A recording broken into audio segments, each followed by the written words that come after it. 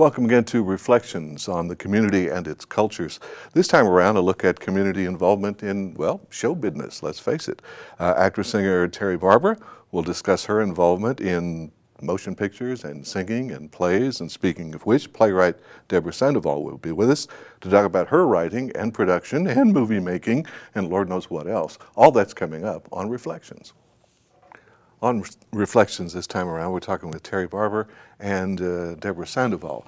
And Terri, we need to talk to you some more. We've done a little bit of kind of the unusual, you know, very rare things that you've been involved in, two movies, plus working in Deborah's play. You're known mainly as that singing lady, though, right? Fuzzy's wife, yeah. Fuzzy's wife, correct. You know, yeah, the great, and just ask him, Fuzzy Barbera. And I'm perfectly fine with that. Oh, but, yeah. Yeah. And how long have you been doing that? Since '93. Really? Yep. Cool. And how did you get into the singing business? Well, you won't believe me if I tell you. Oh, I believe everybody. Actually, I was a senior in high school, and I was a church mouse in classes. Where were you? In Fredonia. Okay. Fredonia, Kansas. And you wouldn't have even known I existed if you walked in a room of 5. But I found my voice in our Christmas pageant, of all things. Uh-huh. And the first song I ever sang in public was Yesu Bambino. Ah, wow. I love that song. And but from there, people just were shocked, and they said, Terri, you need to sing in concerts, you need to sing, you know, and just in high school productions and what have you. And but I did go on to ICC on a instrumental scholarship because I did play in the band through all those years. What was the instrument? Clarinet. All right. And bass clarinet.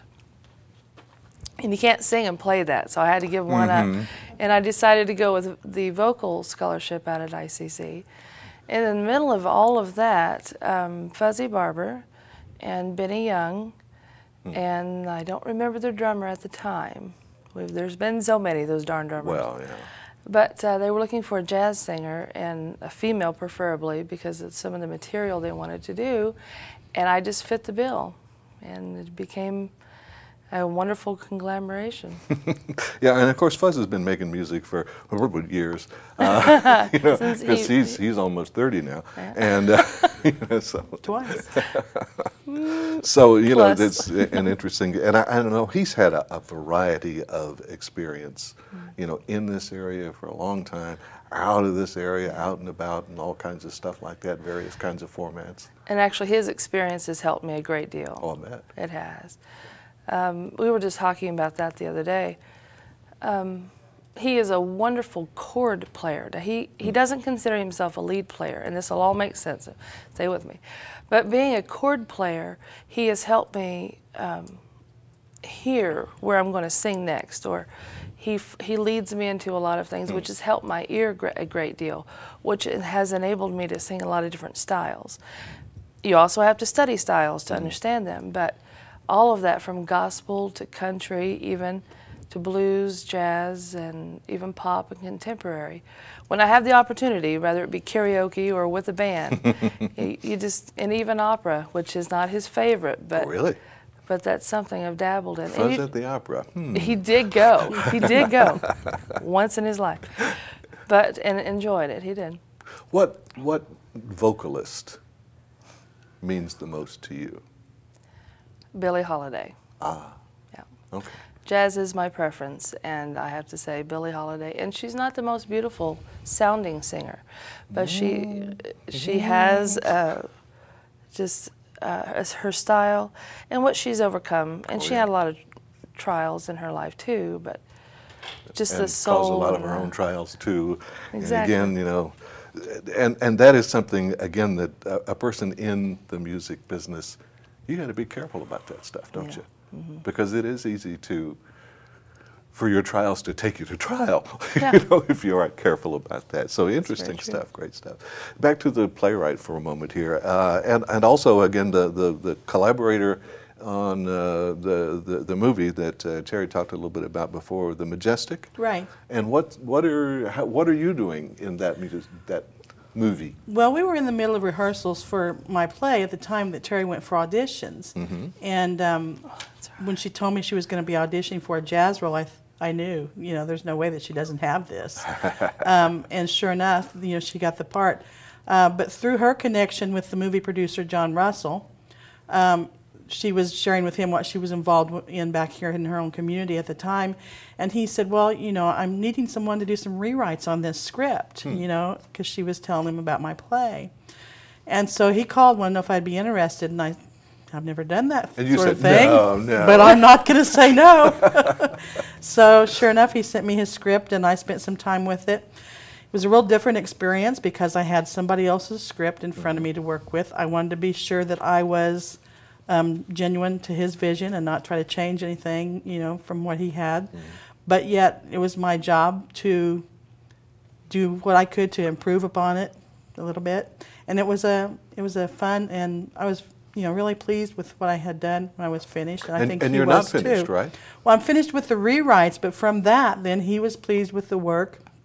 And so he then asked me if he could hire me to be the on-set movie writer when they start filming. And once again, I wasn't going to say no. I'm open to new experiences. So once the filming starts on that one. Hire you as a writer. Well, let me think. Yeah, and he's going to give me writer credits on the movie, so I'll get to see my little name roll and everything. So, yeah, I'll be on the movie set once that one starts to go. Yeah, I mentioned, you know, when we're talking about writing plays, that is a different language.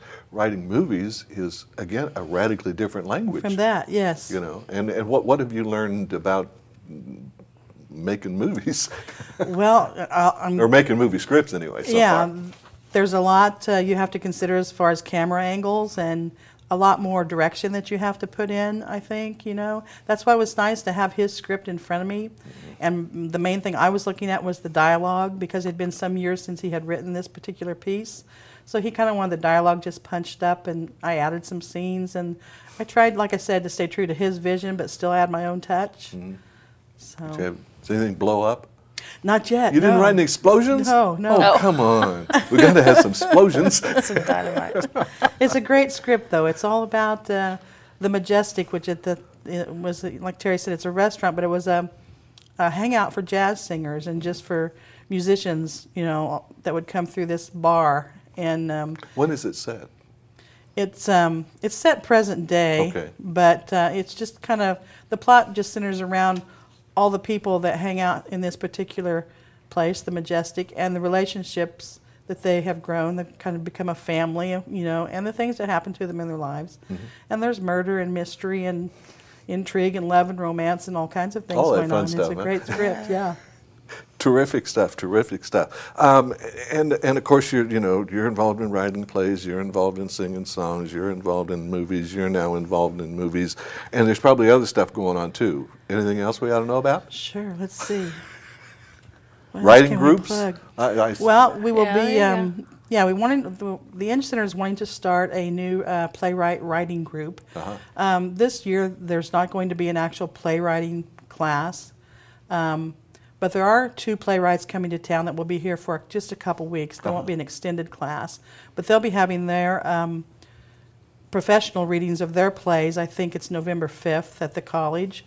The 24-hour plays will be coming up in January for the community. And that's always mad crazy. And that's a fun thing to get involved in as well. So there's lots going on in the community theater. And then we'll be bringing back Extra Ketchup Hot Flashes and Rum in the spring. Oh, really? As well as we'll be having auditions with Montgomery County Theater. One of your stars just looked around a set piece like, we are? Haven't told Leah that. I'm going to be directing another play at the Booth Hotel in early December called Dearly Beloved. So we'll be having auditions for that, so I hope people will come out for that in a couple weeks. Is it also heavy comedy? Is it a different? It's a comedy, yeah. Okay. It's a Southern comedy. It takes place in Fayro, Texas. There you go. And then we had planned to do Nonsense 2 this past summer, but we were unable to secure a pianist to accompany us. So we're going to plan on that again this coming summer. So if there are any piano players out there, give us a shout. Okay. Terri Barbera, what else is going on in your life? Obviously nothing else, right? Not at all. Oh, come on. No. Come on. I do have to mention something, or I'll get dirty looks when I go to rehearsal. Okay. I had mentioned that Laura Tucker had mentioned this audition I should go to, but Mm-hmm. her daughter is also in Candles, the second movie. So we have some local stars too. But of course, Willy Wonka and the Chocolate Factory. I'm try to be involved in Neowalla every year, and you know. Yeah, you've done quite again a variety of things there. Too, Yes, and I try to, because when you stay on stage, you're more comfortable on stage, and once you get off for a while, it's not easy getting back on.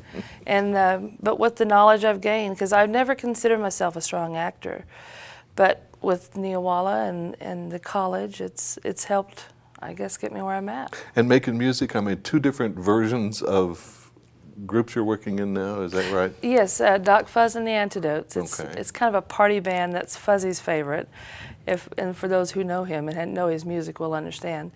And then we also have a group called Plush. And it's a little milder? Yes, and it's more like I wear formal, and it's more of a 3, was a 4-piece, but we've lost a member recently, but it's the old jazz standards. Cool, cool. Whereabouts are you guys playing? You know, not this week, not tomorrow, but Right, I mean, in general. Yeah.